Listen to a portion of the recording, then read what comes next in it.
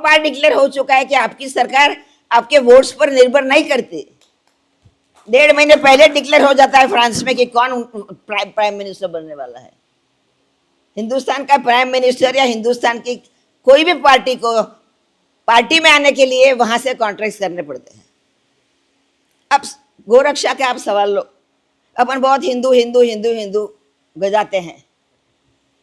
1913 से लेकर अभी तक जो बोलना हो सो बोलते हैं हिंदुइज्म के बारे में, सच्चा झूठा। गाय को नहीं बचा पाए। There is a big international lobby कि जो मोरारजी देसाई को भी नहीं करने दिया, विनोबा जी के उपवास को भी नहीं करने दिया, और आज नरेंद्र मोदी भी नहीं कर सकता है, क्योंकि हमारी सरकार ने स्वाधीनता लेने के समय जो इंटरनेशनल कॉन्ट्रैक्ट्स करके रखे हैं, जो लखनऊ में बंद पड़े हैं, वो सब हमारे बीच में आ रहे हैं। हमारी फाइनेंशियल पॉलिसीज हम बिल्कुल तय नहीं कर सकते हैं। और वो मैं नहीं कह रही हूँ, international bank of construction and development और IMF दोनों के 31 साल तक चीफ एडवाइजर और डायरेक्टर के बिल्कुल नीचे का व्यक्ति डेविसन बूधो नाम का एक था, और उसने 31 साल के बाद रेजिग्नेशन दिया। 100 पन्ने का वो रेजिग्नेशन लेटर है। सरकार ने जब्त कर लिया, उनको जेल में डाल दिया, सब हो गया। लेकिन हमारे पास ऐसी चीज़ें आती है। हम गांधी विनोबा के हैं, आश्रम में रहते हैं और इकोनॉमिक्स का स्टडी करते हैं, इसलिए। और मेरे पास आप में से किसी को भी चाहिए, इनफ वॉज इनफ की नोट्स है। वो कहता है कि ये दोनों संस्थाओं ने, इंटरनेशनल मॉनिटरी संस्थाओं ने केवल देशों को गुलाम बनाने का एक ही काम किया है। एक भी देश की एक भी पॉलिसी सरकार नहीं बना सकती है, ना इधर एग्रीकल्चर की ना इकोनॉमिक्स की। तो ये दूसरा पॉइंट है कि अपन स्वाधीन देश के नाते और स्वाधीन चिंतकों के नाते ये इंटरनेशनल जो कैमोफ्लेज है, षड्यंत्र है, उसमें से अपनी सरकार को कैसे बचा सकते। सरकार को मदद करो कि न करो, पर सरकार को बचाओ कि अगली सरकार जो बने वो नहीं मानेगी, न्यू इकोनॉमिक पॉलिसी को नहीं मानेगी। मानना ही पड़ता है। Dunkel is not our uncle, ऐसा दिल्ली में कितने पोस्टर लगे थे, फिर भी डंकल को मानना पड़ा। टाटा ने कोलोक्वियम किया था कि इस पॉलिसी को करें कि नहीं। मैं गई थी उस कोलोक्वियम बोलने के लिए, मेरी 100 आर्ग्यूमेंट्स के खिलाफ भी टाटा ने वो पॉलिसी मानने की। कहने का मतलब है कि हम विचार करने वाले भी इंडिपेंडेंट नहीं है, हम मीडिया के द्वारा हमारा ज्ञान लेते हैं। ऐसे ओरिजिनल जो होते हैं, जो कहते हैं कि मेरे जैसा, डेविसन बूधो ने लिखा है कि जैसे टॉल्स्टॉय कहता था कि उत्पत्स्यते कोऽपि मम समान धर्म, ऐसा मैं मानता हूँ कि मेरी ये बात आप देश वाले कोई नहीं सुनेंगे, पर 2-4 पीढ़ी के बाद भी अगर कोई स्वतंत्र दिमाग वाला आएगा तो वो दुनिया को बदल देगा, मेरा ये पढ़ के।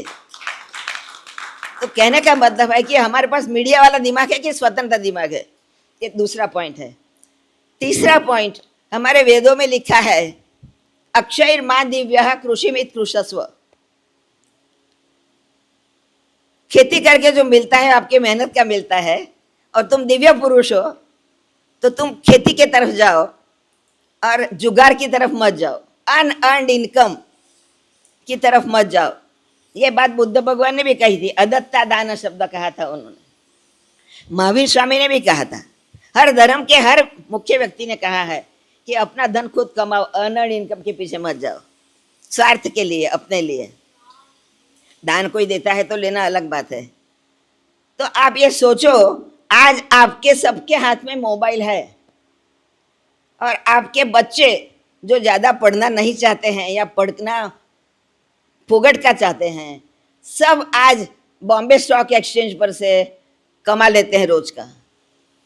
आप सर्वोदय के हो कि कहीं के भी हो, आपके बच्चे मोबाइल के द्वारा जुगाड़ खेलता है, आप उसको कुछ नहीं कर सकते। तो ये जो स्टॉक एक्सचेंज कहा जाता है, बैंकिंग कहा जाता है, इंश्योरेंस कंपनी कहा जाता है, मॉनिटरी थियरी कहना जाता है, वो सब अपनी आंखों पर नजरबंदी करने के लिए है, और उसी पर हमारा एजुकेशन चला है। मैं माँ बाप हूँ समझो, अब मेरे बच्चे हैं 2-4, नहीं है भगवान की कृपा से मैंने शादी नहीं की है, पर होते तो हिंदुस्तान का माँ बाप मोस्ट वल्नरेबल है कि मेरे बच्चों के लिए मेरा पैसा दे दूँ, मेरे सब बंगले बेच डालूं, मेरा अमुक कर डालूं, धमुक, मेरा बच्चा है उसने माँ बाप का बुढ़ापा भी बिगाड़ दिया, ओल्ड एज होम में उनको जाना पड़ा, पैसा भी गया और दुख का सागर उनको भेंट में मिला बच्चों की तरफ से। और कितना ज़्यादा बच्चों क्या क्या करते हैं माँ बाप को आपको कहने की ज़रूरत नहीं, पेपरों में रोज आता है। हम पेपर नहीं पढ़ते, विनोबा आश्रम में हम पेपर नहीं पढ़ते, हम मीडिया से हमारा दिमाग नहीं बनाते। तो कहना का मतलब है कि ये जो चोरी हो रही है, करप्शन हो रहा है, उसका सबसे बड़ा माध्यम आज मोबाइल बन रहा है। और नौकरों के हाथ में 50-50 हजार रुपये का मोबाइल आ गया है। कैसे आ गए? ये जो ढकोसला है, मनी और बाजार का जो ढकोसला है, उसमें से वापस भारत को ले जाने बिना ग्राम उद्योग नहीं आगे आ सकते हैं। आज झंडा हमारा खादी पर आधारित नहीं है, नायलॉन का भी हो सकता है, पॉलिएस्टर का भी हो सकता है, और दूसरा उससे अधम कोई आएगी चीज तो उसका भी हो सकता है। क्यों? We can't do anything about it. Khadi को नहीं बचा सकते, हम हमारे प्रोडक्शन को नहीं बचा सकते जब तक हम मिल को डिनाई नहीं करेंगे। खादी मीन्स कि आपको मिल को डिस्ट्रॉय करना चाहिए। मिल के धागे के द्वारा जो भी कपड़ा बनेगा वो खादी भी नहीं है, भारतीय भी नहीं। गांधी ने जो खादी लाई थी वो मिल को खत्म करने के लिए लाई थी। कि जो चीज आप 13,000 मजदूरों की जिंदगी बिगाड़ करके वहां तैयार करते हो, 13,000 झोपड़ी में भी वो हो सकता है, पत्नी और बच्चों के सहकार से। Mass production is not production for one person profit. Century mill के मालिक के प्रॉफिट के लिए 13,000 मजदूर नहीं है। उनको प्रकृति छूट जाती है, उनके माँ बाप छूट जाते हैं, उनके पत्नी बच्चे छूट जाते हैं, उनका शुद्ध आहार छूट जाता है, उनका शाम का कथा कीर्तन छूट जाता है। सब छुड़वा करके आपने वहां लाए। तो गांव गांव में आप मास प्रोडक्शन क्यों नहीं करवाते? That was khadi. आज कोई भी बड़े से बड़ा थिंकर खादी को इस तरह से नहीं देखता है। तो ये जो चीजें हैं दुनिया में हो रही है, बहुत बड़ा ढकोसला है।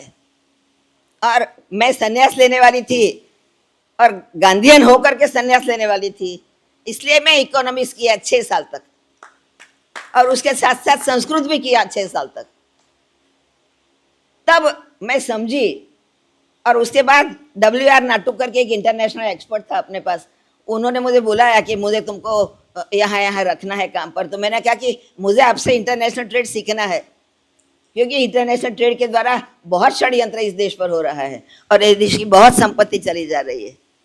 तो ये 5 चीजों के तरफ अगर आप में से कोई भी चर्चा करेगा, कल करो परसों करो, तो अपना डिस्कशन इकोनॉमिक्स का पूरा होगा। अभी आज की चर्चा के बारे में ही मुझे बोलने को कहा है, इसलिए मैं इतना ही कहूंगी। बाकी मुझको जो बोलना है, या अभी आपके पास समय है तो अभी बोल सकती हूँ। ये पुनर्निर्माण का विषय खोलना है ना, मतलब भारत पुनर्निर्माण का विषय तो खोलना है ना। हाँ हाँ, ठीक है। अब मैं आपको थोड़ी खाली मजा करवाऊंगी। मैंने मेरे जीवन में, सार्वजनिक जीवन में आने के बाद 2 बातें देखी। एक बात ऐसी देखी कि सारे भारत में कहीं भी भारतीय संस्कृति नहीं है, लेकिन ईस्टर्न कंट्रीज में है, यानी 60 से 70 के बीच में थी। आज मणिपुर का क्या हो रहा है, आसाम का क्या हो रहा है, हम मारवाड़ियों ने, गुजरातियों ने जाकर के वहाँ खत्म कर दिया है सब कुछ। पर कहने का मतलब है कि भारतीय संस्कृति को समझने के लिए अभी भी आसाम कोई जाए, अगर कोई इकोनॉमिस्ट है या संस्कृति का कल्चरल कुछ करना चाहता है, तो आसाम में से अपने को भारतीय संस्कृति क्या थी उसका बहुत मिलता है। मैंने वहाँ 10 साल रह करके बहुत सेवा की है और आश्रम में रह के की है, इसलिए मेरे पास बहुत इन्फॉर्मेशन आती थी, क्योंकि मैं चाहती थी कि आए। भारतीय संस्कृति में 12 स्तंभ है। उसके बारे में कभी आप में से कोई जानना चाहेगा तो मैं उस पर, उतने 12 विषयों पर मैं अपने आपको संपूर्ण जानकारी दे सकती हूँ। 12 आधार ऑफ भारतीय संस्कृति। भारतीय संस्कृति ऊपर एस राधाकृष्ण ने लिखा है, अरविंदो ने लिखा है, साने गुरुजी ने लिखा है, अनेक लोगों ने लिखा है। तो उन्होंने कहीं भी philosophical plus economical plus artistic देवों को लेकर नहीं लिखा है, जो आसाम में आज भी जिंदा है। तो कोई अगर है भारत का प्रेमी जो भारत की संस्कृति को समझना चाहता है, उनको आसाम में बहुत मदद मिलेगी। ये एक मज़ा आपको मैंने बताई। दूसरी मज़ा ये बताना चाहती हूँ कि मैंने अनेक संस्थाओं को बिल्कुल बिना कारण थूकते हुए देखा, इंक्लूडिंग गांधी का सर्वोदय और विनोबा का सर्व सेवा संघ। जब उसके कारण मीमांसा में मैं जाती हूँ तो मुझे एक भजन याद आता है, दोरीचा सापा बेऊनी बिवा बेटी नहीं जीवा दिया। वहां डोरी पड़ी है, मैं उसको सांप समझती हूँ। मैं निर्भय नहीं हूं तो डर जाती हूँ और उसको नहीं मिलती हूँ। समान समान काम करने वाले, समान समान विचार करने वाले, समान समान त्याग करने वाले, समान समान जनता के बीच घूमने वाले लोगों के बीच शायद ये मेरा ये हड़प लेगा, शायद मेरा ये हड़प लेगा, शायद मेरी सत्ता चली जाएगी, शायद मेरी पोजीशन चली, क्योंकि वो मेरा मित्र नहीं है। केवल भय, कुछ भी नहीं उसमें, कोई दम नहीं उसमें, किसी की ताकत नहीं है कि गांधी की ताकत कोई ले लेता। और नरेंद्र मोदी उस समय भी इतना विरोध करता, गांधी नहीं घबराता। जिन्होंने विरोध किया, गांधी ने कहा प्राइम मिनिस्टर से उसको दे दो, मनुष्य मत खो, देश के टुकड़े मत करो। मटेरियल चीजों के अपेक्षा मनुष्य को खोना, अपनी सत्ता के लिए या अपनी संपत्ति के लिए या अपने मान के लिए, अपना कुछ भी व्हाटएवर, कोई अपना दुश्मन है ही नहीं। ये गांधी ने पहला सिखाया था। क्यों नहीं है दुश्मन? क्योंकि आपका सब कुछ कोई लूट ले तभी आपका नसीब कोई नहीं लूट सकता। भगवान ने जो लिखी राखी नंद नंदन ने मेटी सके नहीं कोई। अपन ने जो लेना है, जो पाना है, चाहे प्रेम हो चाहे वस्तु हो, भगवान ही सब रूपों द्वारा हमको देता है। और हम डर जाएंगे तो एक रूप हमसे हट जाएगा, तो फिर वो कहाँ से देगा? वो तो भगवान बन के ही आया था हमारे पास। तो कुल मिलाकर के जो अंदर का डर है, इसलिए विनोबा जी ने कहा कि निर्भय, निष्पक्ष और निर्वैर आपका चित्त बनाओ, तब तक आप समाज सेवा नहीं कर सकोगे, न समाज को एक कर सकोगे। नवनिर्माण की जो बात है देश के, भारत के नवनिर्माण की, उसमें आप सबका एकोपा बहुत जरूरी है। आप सब भारत के सच्चे क्षत्रिय हो, आप सब हीरा मोती हो, आप चिंतक हो, आप एक कुंभ बना सकते हो बड़ा।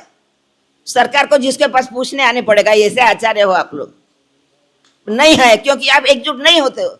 छोटी छोटी बात में यहाँ भी कितना झगड़ रहे थे। आप मुझे बोलने नहीं देना चाहते हैं, आप हम करना चाहते हैं, वो है। हम व्यक्तिगत ईगो के लिए यहाँ खड़े रहे हो क्या? हम देश के लिए खड़े हुए हैं। 10 त्याग करने पड़े, 10 बार संन्यास लेना पड़े अपनी अपनी जॉब से, क्या क्या बिगड़ने वाला है? इफ देश का भला होने वाला है तो मेरा कहना है कि इकोनॉमिक्स को स्टडी करने के लिए हम सब नाकामयाब है। मैं इकोनॉमिक्स होते हुए बोलती हूँ, क्योंकि जो कॉन्ट्रैक्ट करके रखे हैं पहले भी, 47 में भी और 93 में भी, उस पर हमारा कोई कंट्रोल नहीं है।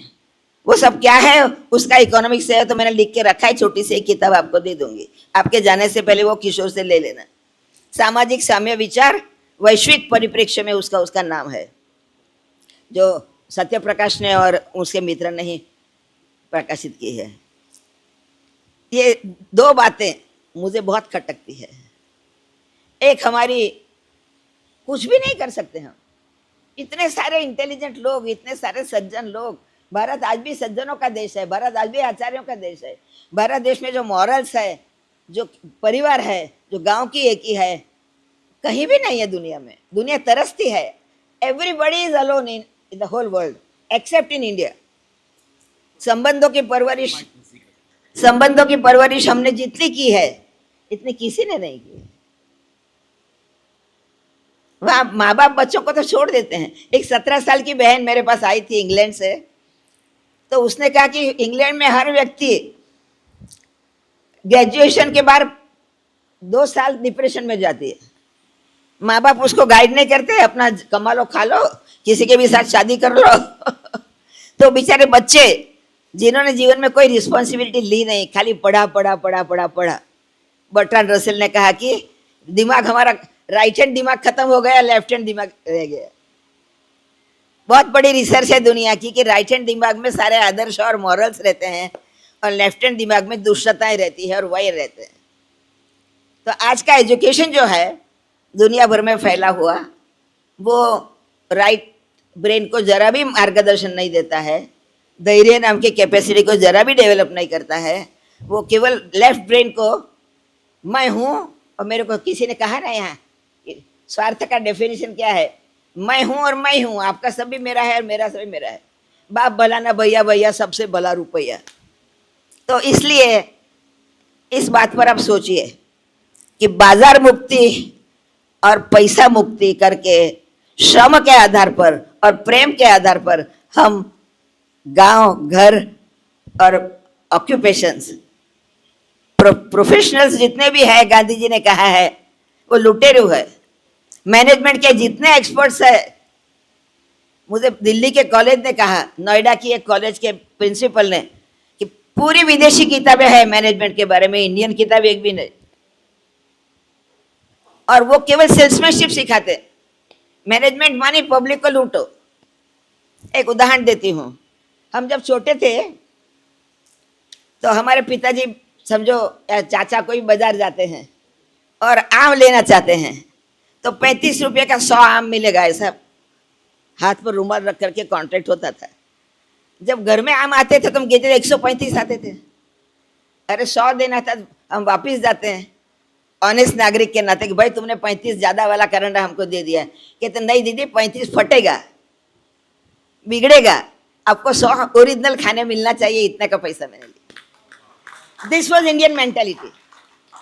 हमारे घर में दूध देने वाला आता था, हम बम्बई में रहते थे तो गायें बाएँ हमारी अंकलेश्वर में थी, तो दूध देने वाला आता था, हम तीनों बेटियाँ ऐसा लेके खड़ी रह जाती थी, क्योंकि वो कच्चा दूध बिना गर्म किया बहुत मीठा मीठा अच्छा लगता है, धारोष्ण, तो वो हमको देता था, ऊपर से माँ को धार भी देता था। तो हम रिवोल्ट करते थे कि भाई हम पैसा ले लो अगर हमको दिया उसका, हमको तो बिना गर्म किया खाना, इसलिए नहीं दीदी मैंने ज़्यादा नहीं दिया आपको, जब आप गर्म करोगे तब दूध कम होने वाला है, आपको 1 लीटर पूरा, 1 सेर कहते थे उस जमाने में, उतना पीने मिलना चाहिए बच्चों को। अबे आसाम में क्या देखे, आपको मजा दिखाती हूँ। मेरा आश्रम था, वहाँ खूब केले के झाड़ थे, पेड़ थे, और खूब गौशाला थी अच्छी वाली, आधा लीटर ही दूध देती है वहाँ की गाय, बकरी की जैसी होती है, पर वो थी वहाँ पर। तो एक दिन सुबह हुई तो हमारे लिए दूध नहीं, तो मैंने हमारी बड़ी बहन को पूछा कि भाई दूध क्यों नहीं, तो कहते कि कल आकर के कोई व्यक्ति ने हमारा बछड़ा अलग बांध दिया था, इसका मतलब है कि आज उसके घर में मेहमान आने वाले हैं, उसको दूध चाहिए, तो मालिक दूध नहीं लेगा। ये हर गांव का हर घर में ये कर सकते। और केले की लूम पकने आई है और आपके घर में आपका जवाई साउथ ईस्ट एशिया से आने वाला है, ओहम जाति का, तो आप मेरी केले के पेड़ पर लाल डोरी बांध के जा सकते हैं कि गिर जाएगा तो भी मालिक नहीं खाएगा ये केला, मेरे जवाई के लिए मुझे चाहिए। हमने 1200 लोगों का इंटरनेशनल साउथ ईस्ट एशिया का सम्मेलन लिया वहाँ पर। हमने तैयारियां खूब की थी, पेंडोल बड़ा बांधा, माइक लाइट सब, वहाँ के कलेक्टर वगैरह सब बहुत मदद में आते थे। बहुत समय पहले की बात है, 64 या 6 में। तो हमको लगा अभी सम्मेलन कैसे होगा, कोई आता ही नहीं मेहमान। और जिस दिन सम्मेलन का दिन था 1200 से ज़्यादा लोग हमारे हॉल में आ गए पेंडोल में। तो हम तो घबरा गए, सम्मेलन होने दिया 3 दिन। फिर पूछा गांव में जा करके भाई ये क्या नाटक हुआ। कहते अहोम जाति के लोग आने वाले थे ना, तो हमने हर घर में 1 महीने से पोहा, मुरमुरा ये सब तैयार करके रखा था कि हम आश्रम में नहीं, उन लोगों आश्रम कहाँ से खर्चा करेगा, हम गांव वाले करेंगे। इसको संस्कृति बोलते हैं, इसको मानवता बोलते हैं, इसको निर्भयता, निर्वैरता और निर्दोषता बोलते हैं। तो हम इन दिव्य चरणों की तरफ, जो महावीर स्वामी ने, महावीर स्वामी के बारे में बहुत बात मैं कह सकती हूँ, बुद्ध के बारे में भी कह सकती हूँ, पर समय नहीं है और वो सब आपको पता भी है। यद्यपि मैं आज याद दिलाऊं तो शायद थोड़ा मज़ा ज़्यादा आए, पर ये मैं आपको कहना चाहती हूँ कि मैत्री, करुणा, मुदिता, उपेक्षा, ये जो ब्रह्म विहार के शब्द बुद्ध भगवान ने दिए हैं, आप सबको पता है कि बुद्ध भगवान को जब साक्षात्कार हो गया एक रात में, तब वो समाधि में आनंद में रह गए। वो कहे कि अब ये मेरा विचार इतना सूक्ष्म है, इतनी बड़ी तपस्या से मैंने निकला है कि मैं दुनिया में किसी को ये सिखा नहीं सकता, ना कोई सीख सकता है। तो वहां इंद्रदेव हाजिर हुए, हाजिर हुए और कहा कि तुमने घर छोड़ते पहले कहा था कि तुमको ज्ञान मिलेगा तो दुनिया के दुखों को दूर करोगे। अब समाधि आनंद में डूबना है, वी डोंट परमिट यू, तुमको ब्रह्म विहार करना पड़ेगा। तो बुद्ध भगवान ने कहा ब्रह्म विहार यानी क्या? तो क्या तुम्हारे समान जो मिले उसके साथ मैत्री करना, तुमसे ज्यादा जो अक्कल वाले साबुत मन के सावधान लोग मिले उनके प्रति मान करना, गुण विकास करना उनका। तुमसे गलत मिले और तुम्हारा अपमान करे उनकी उपेक्षा करना। और जो धर्म का मार्ग छोड़ करके ढूंढ रहे हैं नया धर्म मार्ग, उनको तुम ज्ञान देना। तो बुद्ध भगवान ने कहा कि ऐसा कुछ भी नहीं जो मैं सिखाऊं तो कोई सीख सके, बहुत सूक्ष्म है ये साक्षात्कार की भूमिका और बहुत तपस्या मांगती है। तब इंद्र ने कहा कि कई लोग हैं जो तुम्हारी तरह बिना गुरु के ज्ञान पा लेंगे, कई लोग ऐसे हैं कि जो ज्ञान पाना ही नहीं चाहते, but there are a few कि जो ढूंढ रहे हैं पर उनको मार्ग नहीं मिलता और इसलिए वो फट जाते हैं सही मार्ग से, उनको तुम सिखा सकते हो। इतनी छोटी हिदायत के ऊपर आज बौद्ध धर्म 1/3 वर्ल्ड में पहुंच गया है। तो कहने का मतलब है कि हमारी तरफ से जो परदेश में भी धर्म गए, वो विवेकानंद ने कहा है कि वो तलवार से नहीं गए, वो पैसों लेके नहीं गए, वो जबरदस्ती से नहीं गए, वो झूठ से नहीं गए, पहले ज्ञान लेके गए और वापस आए तो आशीर्वाद देके आए इस देश को कि तुम स्वतंत्र हो, हम तुमको नहीं छोड़ना चाहते। इनिशियली नॉलेज एंड आफ्टरवर्ड्स स्वतंत्रता, आशीर्वाद, ब्लेसिंग्स, ऐसा विवेकानंद ने कहा है। तो विवेकानंद ने कहा है ये भी, युग के युग बीत गए, दुनिया का एजुकेशन रसातल में गया, पर हिंदुस्तान का एजुकेशन रसातल में नहीं जाएगा, क्योंकि हिंदुस्तान के ऋषियों ने शुरू से एजुकेशन के उद्देश्य के रूप में फलत्याग, निष्काम कर्मयोग और माँ गृदः कस्यस्वित् धनम, ये 2 सीख दे के रखी है। अगर ये 2 चीज हम पकड़ के रखते हैं तो हमारा एजुकेशन कभी भी दुनिया के एजुकेशन से अच्छा रहेगा, शंकराचार्य का रहेगा, अद्वैत का रहेगा। और हम मूर्ख लोग, हम जो बार बार लड़ते हैं, बार बार एक दूसरे को अलग करते हैं अपने जीवन से, वो हम सब अगर एक दूसरे को अपने जीवन में शामिल कर ले तो शायद हिंदुस्तान का भला होगा। अगर हम भारत का नवनिर्माण करना चाहते हैं आपके इस संघ के द्वारा, तो आप में से एक भी व्यक्ति रूठ करके इसको छोड़ के नहीं जाएगी, और एक भी व्यक्ति नहीं कहेगी कि हमको बुलाया है पर हम नहीं जाएंगे। धन्यवाद।